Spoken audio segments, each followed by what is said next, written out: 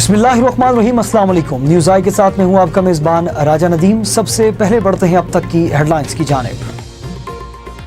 मुस्लिम league नून के senior रहनुमा ख्वाजा आसिफ ने कहा कि कल वजीर आज़म इमरान खान रिंग रोड का फ्रॉड मान गए हैं। गल्बी बैंक का कहना है पाकिस्तान में गुज़िश्ता माली साल हैरान कुन मुआशी बेहतरी हुई है। कौमी असम्बली इजलास के दौरान गैर मुतल्लिका शख्स असम्बली हॉल में दाखिल हो गया। इस्लामाबाद हाई कोर्ट में राना शमीम की किरदार कुशी रोकने के लिए इनकी बहू, पोते और पोती की जानिब से दायर दरख्वास्त मुस्तरद हो गई। हुकूमत मुखालिफ अपोजिशन इत्तेहाद पाकिस्तान डेमोक्रेटिक मूवमेंट फिर से मुतहर्रिक हो गई और इस्लामाबाद में तहरीक के दो अहम रहनुमाओं मौलाना फजलुर रहमान और शहबाज शरीफ की मुलाकात हुई। कराची क्लिफ्टन शोन सर्कल के करीब मुसल्लह मुल्जिमान ने डकैती मुज़ाहमत पर शहरी को कत्ल कर दिया और तकरीबन 75 लाख रुपए लूट कर फरार हो गए। इस्लामाबाद हाई कोर्ट ने वजीर आज़म इमरान खान की बतौर रुकन असम्बली नाअहलियत के लिए दायर दरख्वास्त जुर्माने के साथ खारिज कर दी। मुस्लिम लीग नून के member Punjab assembly MPA Bilal Yasin पर फायरिंग करने वाले दोनों शूटर्स को लाहौर से गिरफ्तार कर लिया गया। मुस्लिम लीग नून के सीनियर नायब सदर शाहिद खाकान अब्बासी का कहना है कि जब तक इलेक्शन चोरी खत्म नहीं होगी मुल्क ठीक नहीं होगा। इस्लामाबाद में वजारत कानून ने सुप्रीम कोर्ट के सीनियर जज जस्टिस उमर अता बंदयाल की बतौर चीफ जस्टिस तैनाती की समरी तैयार कर ली। लाहौर की इख्तिसाब अदालत ने अपोजिशन लीडर शहबाज शरीफ की बेटी और दामाद को इश्तिहारी करार दे दिया। वफाकी हुकूमत ने पंजाब हुकूमत से नवाज शरीफ की मेडिकल रिपोर्ट्स पर माहिराना राय मांग ली। हेडलाइंस आपने जानी, तफसीलात शामिल करते हैं छोटे से वक्फे के बाद। हमारे साथ रहिएगा।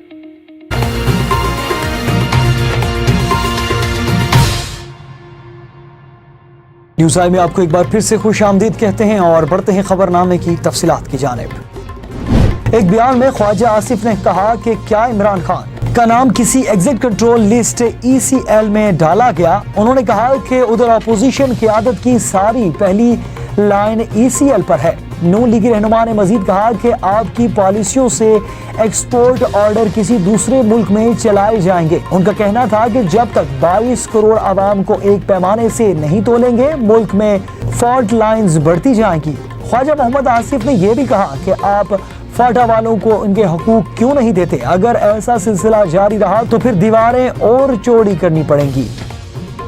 عالمی بینک نے اپنی رپورٹ میں کہا ہے کہ پاکستان میں گزشتہ مالی سال میں حیران کن معاشی بہتری ہوئی ہے۔ ورلڈ بینک نے عالمی اقتصادی امکانات پر اپنی رپورٹ جاری کر دی ہے۔ اس رپورٹ میں کہا گیا ہے کہ رواں مالی سال میں پاکستان کی معاشی شرح 4.3% رہنے کا امکان ہے۔ عالمی بینک کے مطابق اگلے سال پاکستان کی معاشی گروتھ 4% تک پہنچ جائے گی۔ رپورٹ میں یہ بھی کہا گیا ہے کہ پاکستان میں گزشتہ مالی سال حیران کن معاشی بہتری ہوئی، ترسیلات زر میں ریکارڈ میں اضافہ ہوا ہے اور عالمی بینک نے اپنی رپورٹ میں اس بہتری کی بڑی وجوہات میں سے ایک پالیسی ریٹ میں کمی کو قرار دیا ہے۔ ورلڈ بینک کے مطابق مہنگائی کی بلند ترین شرح نے مانیٹری سپورٹ کا اثر زائل کر دیا۔ تجارتی خسارے کی وجہ اشیاء کی مقامی طلب میں اضافہ ہے۔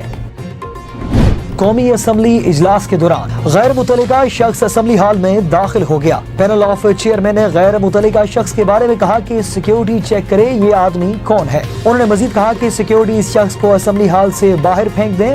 پارلیمنٹ میں پیپلز پارٹی کے رکن اسمبلی آغا رفیق حالی حکومتی پنجوں کی ویڈیو بناتے رہے۔ اس موقع پر پینل آف چیئرمین امجد نیازی نے آغا رفیق کو ویڈیو بنانے سے بھی روکا۔ اسلام آباد ہائی کورٹ میں رانا شمیم کی کردار کشی اور روکنے کے لیے ان کی بہو، پوتے اور پوتی کی جانب سے دائر درخواست مسترد ہو گئی۔ مذکورہ درخواست میں Pakistan Tehreek Insaf P T I کے 4 رہنماؤں کی نااہلی کی بھی استدعا کی گئی تھی۔ درخواست کو مسترد کرتے ہوئے عدالت عالیہ نے فیصلہ دیا کہ درخواست میں اٹھائے گئے نکات حقیقت عزت سے متعلق ہے۔ عدالت نے قرار دیا کہ رانا شمیم خود ان بنیادوں پر درخواست گزار نہیں بنے۔ درخواست دائر کرنے والے متاثرہ فریقین نہیں ہیں۔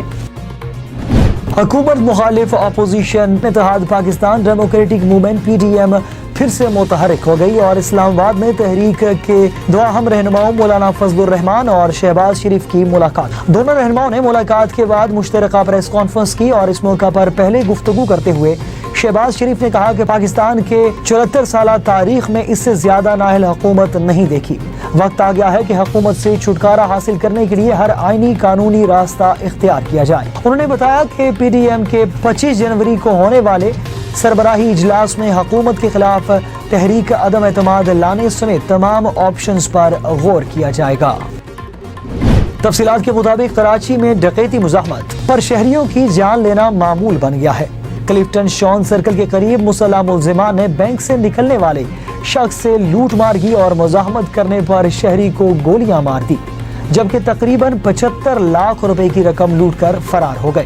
ایس پی کلفٹن ابریز عباسی نے بتایا کہ مقتول قریبی بینک سے رقم نکلوا کر اپنے بھائی کے ہمراہ جا رہا تھا کہ انڈر پاس سے قبل ملزمان نے روکا اور مزاحمت پر فائرنگ کی۔ پولیس کا یہ بھی کہنا ہے کہ واقعے سے متعلق مزید تفتیش کر رہے ہیں اور گاڑی کے اندر ابھی بھی کافی رقم موجودگی کی اطلاع ہے، تاہم اس رقم کا تخمینہ بھی نہیں لگایا گیا۔ تفتیشی حکام کے مطابق مقتول کی جانب سے 3 چیک کے ذریعے 75 لاکھ روپے کی رقم نکالی گئی۔ رقم حصول کے دوران 2 مشتبہ افراد بینک کے صوفوں پر براجمان رہے اور مشتبہ افراد کی سی سی ٹی وی فوٹیجز بھی سامنے آ گئی ہیں۔ تفصیلات کے مطابق اسلام آباد ہائی کورٹ کے چیف جسٹس اطہر من اللہ نے وزیر اعظم کی نااہلی کی درخواست پر سماعت کرتے ہوئے تحریری حکم نامہ جاری کر دیا۔ حکم نامے میں کہا گیا ہے کہ درخواست گزار ذاتی طور پر پیش ہوا، تاہم پیش کی گئی درخواست پر غور کے لیے کوئی جائز بنیاد نہیں اٹھائی گئی۔ اس ادعا سے واضح ہے کہ عارضی گزار غلط انکوائری کا مطالبہ کر رہا ہے اور چیف جسٹس اطہر من اللہ نے ریمارکس میں کہا کہ قانونی چارہ جوئی اور عدالتی فارمز کو غیر ضروری سیاسی مواد سے پاک کرنے کی ضرورت ہے، اس لیے یہ عدالت اس پیٹیشن کو فضول قرار دیتی ہے۔ عدالت نے فضول درخواست دائر کرنے پر عرض گزار کے خلاف 10,000 جرمانہ بھی عائد کر دیا۔ عدالتی حکم میں کہا گیا ہے کہ درخواست گزار جرمانہ 3 دن کے اندر ادا کرے۔ حکم نامے کے مطابق جرمانے کی رقم عدالت کے ڈپٹی رجسٹرار جوڈیشل کے پاس جمع کرائی جائے گی اور یہ رقم مجاز اتھارٹی فنڈ میں منتقل کی جائے گی۔ مسلم لیگ نون کے ممبر اسمبلی ایم پی اے بلال یاسین پر فائرنگ کرنے والے دونوں شوٹرز کو لاہور سے گرفتار کر لیا گیا ہے۔ ترجمان پنجاب پولیس کے مطابق ملزمان کو گرفتار کرنے کے لیے پولیس کی 16 ٹیمیں تشکیل دی گئی تھی۔ رات گئے سی آئی اے پولیس نے 10 مختلف مقامات پر چھاپے مارے اور اس دوران دونوں ملزمان کو شادرہ کے علاقے سے خفیہ آپریشن کے بعد گرفتار کر لیا گیا ہے۔ ترجمان پنجاب پولیس کا یہ بھی کہنا ہے کہ کل صبح ملزمان کو شناخت پریڈ کے لیے عدالت میں پیش کیا جائے گا۔ ترجمان کا کہنا ہے کہ بلال یاسین پر فائرنگ کیس میں متعدد لوگوں کو شامل تفتیش کیا گیا تھا۔ سہولت کار ساجد اور فخر عالم اسلحہ ڈیلر کو بھی گرفتار کر لیا گیا ہے، اور پولیس ذرائع کا یہ بھی کہنا ہے کہ گرفتار شوٹرز کے نام ماجد اور کاشف ہیں۔ گرفتار شوٹرز عرصہ دراز سے بلال گنج کے رہائشی ہیں اور ان کا آبائی تعلق مورکھنڈا نانکانہ صاحب سے ہے، اور ذرائع کے مطابق گرفتار شوٹرز نے حملے کے وقت آئس کا نشہ کر رکھا تھا۔ ملزمان سے نامعلوم مقام پر مزید تفتیش جاری ہے۔ مسلم لیگ نون کے سینئر نائب صدر شاہد حقان عباسی کا کہنا ہے کہ جب تک الیکشن چوری ختم نہیں ہوگی ملک ٹھیک نہیں ہو سکتا۔ پارلیمنٹ کے باہر میڈیا سے گفتگو کرتے ہوئے شاہد حقان عباسی کا کہنا تھا کہ منی بجٹ آیا ہی کیوں ہے؟ 6 ماہ قبل بننے والا بجٹ ناکام ہو گیا۔ حکومت آمدن بڑھانے اور اپنے خرچے کم کرنے میں ناکام رہی۔ منی بجٹ کے حوالے سے بات کرتے ہوئے مسلم لیگ نون کے مرکزی رہنما کا کہنا تھا کہ اگر حکومت اکثریت دکھا سکی تو منی بجٹ پاس ہو جائے گا۔ اپوزیشن کہہ رہی ہے کہ منی بجٹ سے عوام اور ملک کا نقصان ہے۔